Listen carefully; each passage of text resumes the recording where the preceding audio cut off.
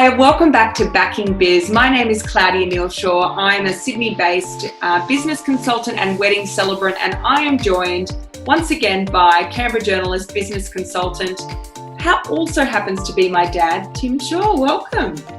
Hey Claudia, good to be back.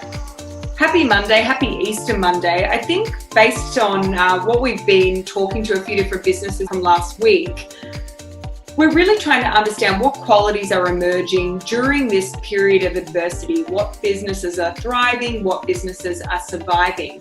And there are a couple of things that I've definitely seen this week around loyalty, low overheads, and really listening to your customer. And I thought those were some of the things I wanted to touch base with you about today. Have you seen some really great examples of customers showing loyalty, businesses listening to them, and then also having that ability to minimize those overheads?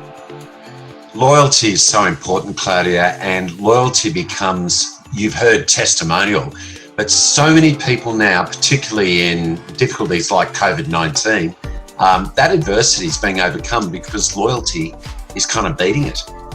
People are wanting to tell their friends and support through a great customer experience. So loyalty is something that you can benefit by letting your customers tell your story.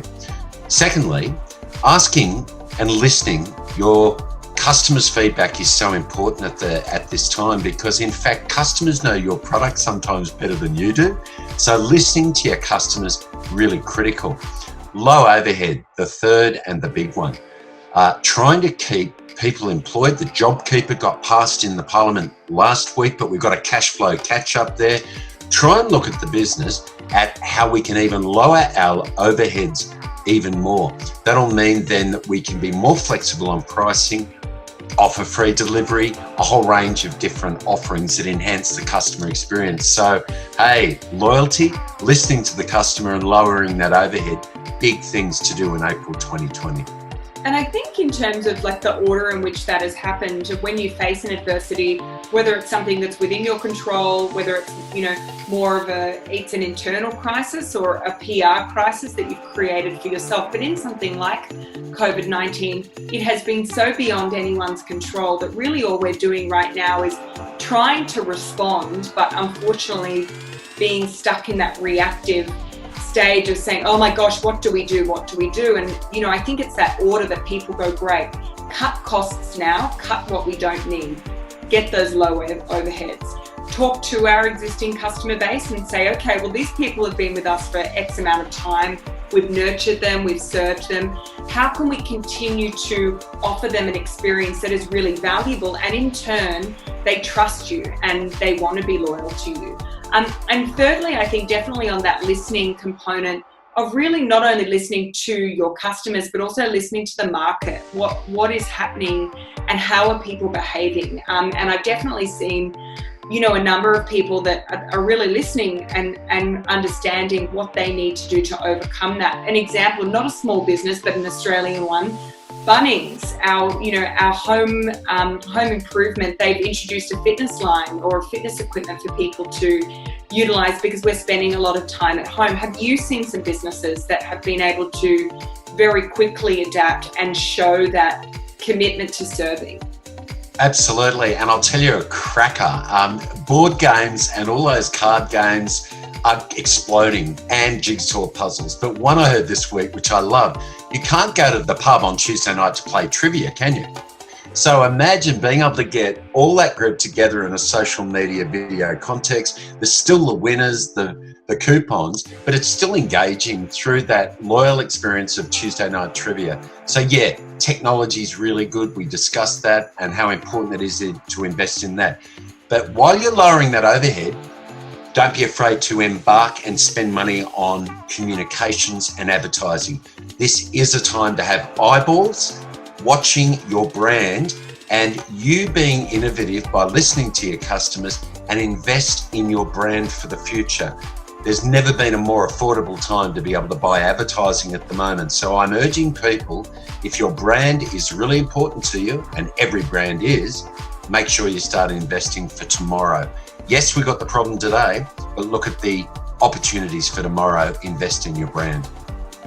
And I think that's a really good sentiment in terms of, okay, what are the building blocks that we can start to facilitate, or how can we build those foundations now so that we're back better than ever as we start to come out of something like this? And unfortunately, there is that long-term ripple effect of something as huge as a global shutdown, with a health crisis. But I'm certainly seeing Australian businesses stepping up to the plate and really saying, you know what, we are resilient.